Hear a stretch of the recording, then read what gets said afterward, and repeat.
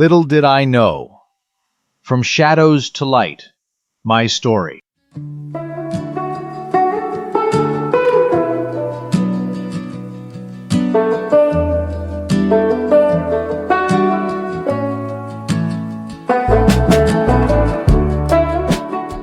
Chapter 2.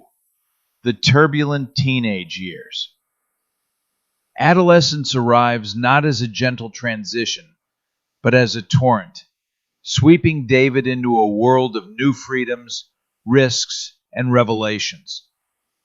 Chapter 2 traces his journey through canoes, camps, and curtain calls, where the lessons of brotherhood, belonging, and resilience are forged in the unpredictable currents of teenage life. Through triumphs and turbulence, David begins to discover the person he is becoming, shaped by both the shadows and the light of these formative years.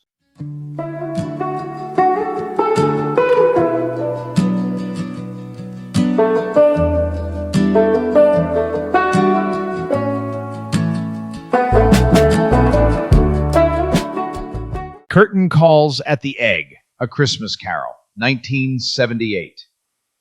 After the high school run of Oklahoma and my own private emotional overture, I stepped into a new role. That winter of 1978, I joined my sisters Debbie and Doreen in ushering a month-long production of A Christmas Carol. The production was sponsored by the Cohoes Music Hall, but staged at Albany's new Empire State Performing Arts Center, a futuristic landmark already known by its affectionate nickname, The Egg.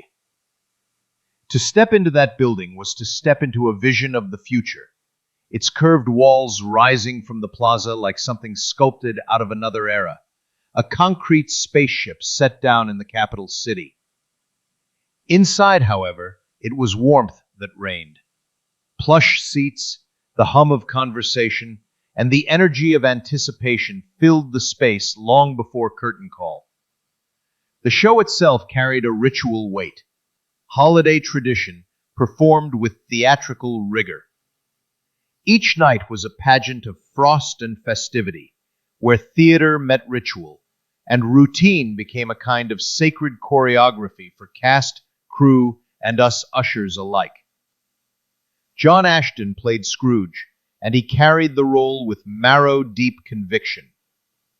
From my vantage point along the aisle, I watched, night after night, as bitterness melted into humanity, as the ghosts peeled back the armor of a man hardened by greed. The transformation was never mechanical, never rote. It was alive. Even when I thought I had memorized every inflection, each turn of phrase, there was a freshness that made the redemption feel newly earned. My own role was quieter, passing out programs, guiding patrons to their seats, and standing sentinel during the acts may have seemed trivial to some, but to me, it was a duty laced with pride.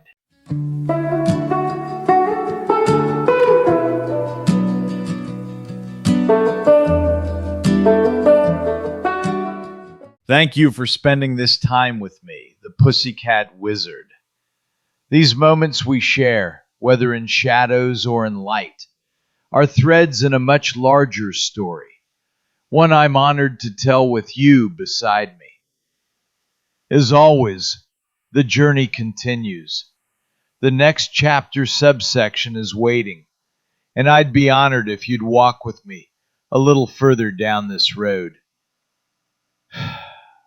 Until then, keep the wonder alive, and I'll see you in the next episode of Little Did I Know.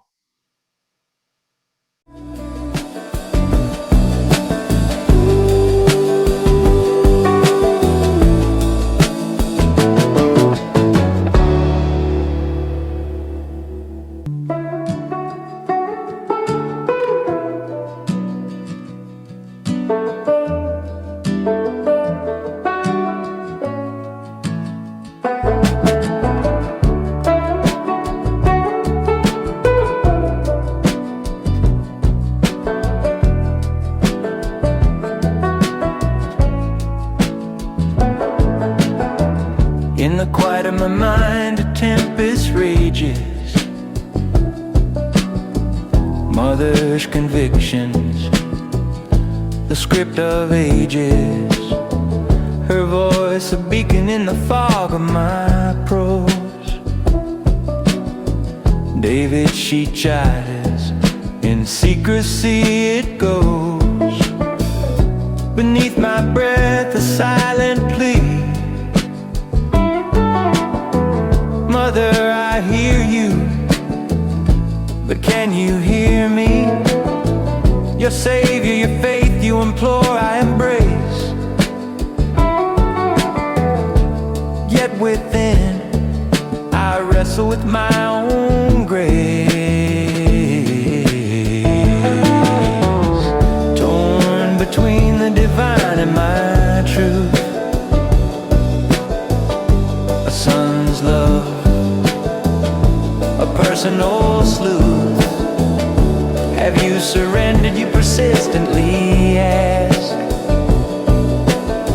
In your version of Jesus, should I bask? Jane, your call for aid. He's different, you say, a label pre-made. In your eyes I see the fear of a son's path, not straight but queer.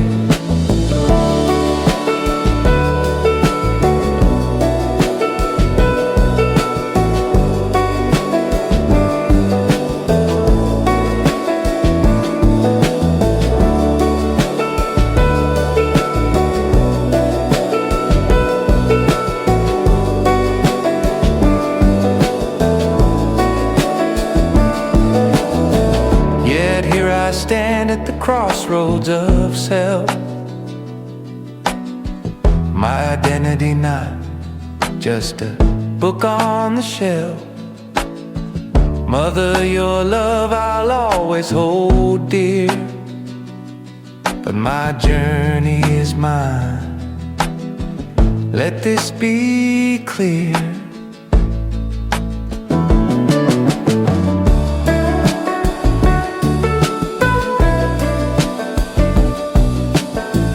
We'll cross paths